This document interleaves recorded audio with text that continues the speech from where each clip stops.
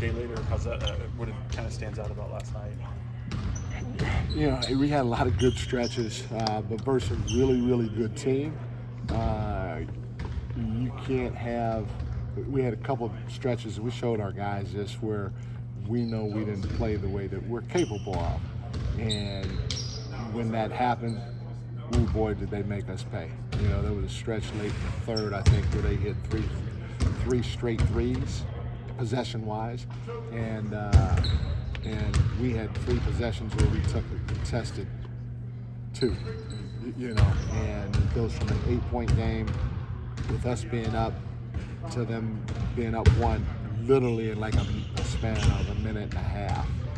And so defensively, we weren't great during that stretch, and offensively, we weren't great during that stretch. So for us to continue to find ways, especially versus the better teams, to eliminate those down spurts is going to help pay dividends. Is there a similarity in the size that LA has versus what the Wolves have and going up against a team like that? LA is big, but Minnesota is really big. When you're talking about Gobert, Reed, and Julius, but the Lakers have some size too, and they can pose some problems with it. The thing that I was excited about, that we stressed a lot of, is as big as they are, we got to put bodies on bodies, and I thought we did a decent job keeping them off the glass, whether it came to gang rebounding or just boxing your own guy out. When you look back at some of the shot profile, how do you feel about the looks that you guys got? A lot more middies, a little less threes. Yeah, and that's talking about that. During that stretch, we had opportunities to shoot threes on every single one of those possessions, and we chose to shoot a tough two. Instead of spraying. Instead of spraying it, And I think Jay said we were, numbers wise, I think we were 7 for 12. We like to get to 20 sprays per game. We were 7 for 12 for the game, and that includes 3 blatant sprays that we had an opportunity to do in a minute and a half span. So if we spray those, because they're really obvious, now you're up to 15, and you got to find a way to get 5 other ones, and so you're close. The reality of it is too, DeMar's he's one guy that, hey, if you get to your spot, I want you to shoot that midi. And so maybe our threes may go down a little bit because he's shooting more middies, but we still want to be in the 30s, hopefully, from that 3-point line at the end of the day. And hopefully they're all for sprays. It seemed like last year Fox and Malik were the two dudes that you were pretty comfortable with taking middies. Now you had DeMar. Where's Keegan at in that? Got a couple of them up last night. Keegan, he's worked hard to be really efficient at it. He's just got to continue trying to get a feel for, okay, if I drive, and we showed, he had one during that stretch where he drove, it was 19 seconds on the shot clock, I don't know if you remember, and Rudy steps up and he shoots a high arcing floater over him. Well, I think it was Trey, but he drives, great job turning the corner, boom, just kicked that to Trey. So he's just got to know, okay, I'm 6'8", but if a guy 7'1" is one of the all-time career shot blockers in the history of the game, is about to step up, maybe I need to spray it. And that's probably his next iteration, because I love his aggressiveness. I want him to continue being aggressive. I want him to continue trying to get to his spots, because he has a couple of spots now that he can get to, and he's comfortable, even if it's putting that back shoulder and spinning and shooting a little fade shot. That's a pretty good shot for him. But again, he's got to know, okay, do I got a guy 7'1" challenging it, or do I got a guy 6'5" on me that's going to challenge that shot? From an outside perspective, he's very quiet, obviously. How do you notice his confidence, and do you feel like it's up this year?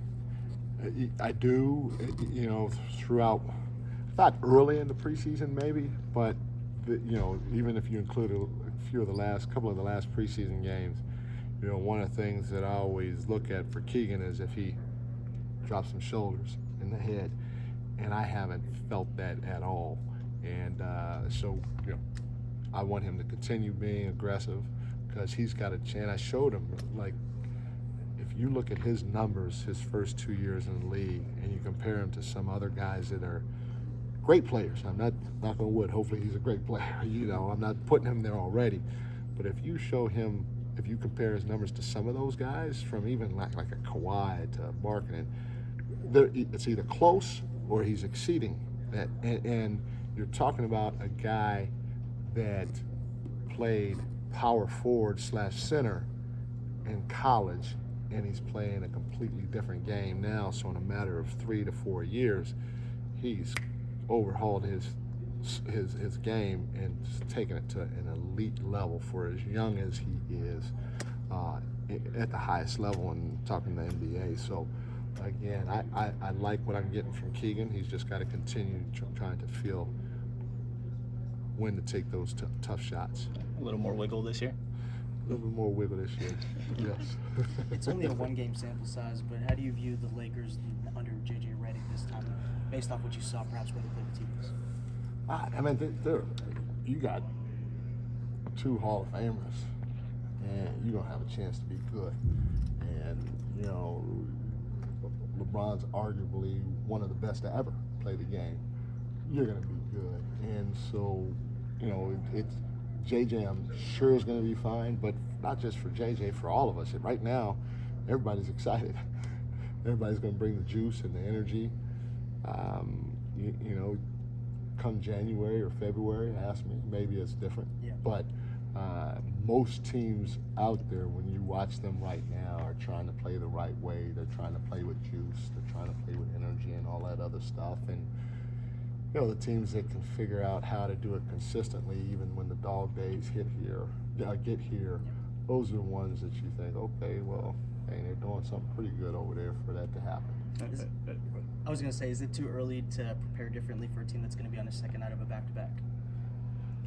No, because for us, it fits well. I mean, we want to play fast, and you know, and I got to make sure that I'm better with the minutes. You know, I've played 2 guys over 40 minutes, which I hate, but it happened. You know, Domas was at 38, and Foxy was at 37. So I got to help those guys out by making sure that I don't go too hard practice-wise to take their legs away, and that's why today was really, really light. That's what I was about to ask you about, because from those comments last night, I mean, realizing it's not going to happen overnight, probably more of an evolution for you, but how do you kind of figure that out in terms of scaling back those minutes and knowing who you can rely on? Like you said, you have some maybes on your team that have to become yeses, I guess. Is that part of the process as well? Yeah. And you know, again, part of it too is, you know, you got Trey coming back, and so in the back of your head, you're like, okay, can I play him another stint? Can I play him a little longer this stint? Same with Kevin, you know, and then you got a guy like Doug. You're like, okay, man, maybe he might get hot and hit 2 or 3 quick threes. Guy that I didn't play at all who has a chance to help us is J. Mac Jordan. And, you know, but then it's like, okay, who does he come in for right now? You got Ant Edwards over there, so if Keegan's sitting down, maybe Keon needs to be on the floor. So again, there's some things that I'm juggling that will get clearer as we move along. Coach, ESPN recently ranked Golden One Center as the #1 arena and fan experience in the league. Just what do you make of the energy that the crowd brought last night in the season opener, and just kind of talk about the fan experience here? Yeah, and, you know, I mean, you know, not a lot of people give Vivek credit, but you do. You have to give Vivek credit for. Because he's the one that had to say, even though he might not have thought of Doko and all the other stuff that's around here and even the design of the arena, he's the one that had to say yes to all this and put his money where his mouth is. And so it starts with the building in the area, because if the building was way out or it was a crappy building, maybe you don't have that experience, okay? And then the next thing, obviously I say this all the time, our fans are unbelievable, and not just in this arena, but when I'm out and about around town, and so to have the energy that they brought last night, I mean, it's hopefully it's obvious to us, and it's good that we're starting to get some national recognition that our fans, they are it, they are that, you know, and so for us, that's a good thing. We want to play here as many times as we can. Because we know we have a true 6-man, and I thank ESPN for getting it right.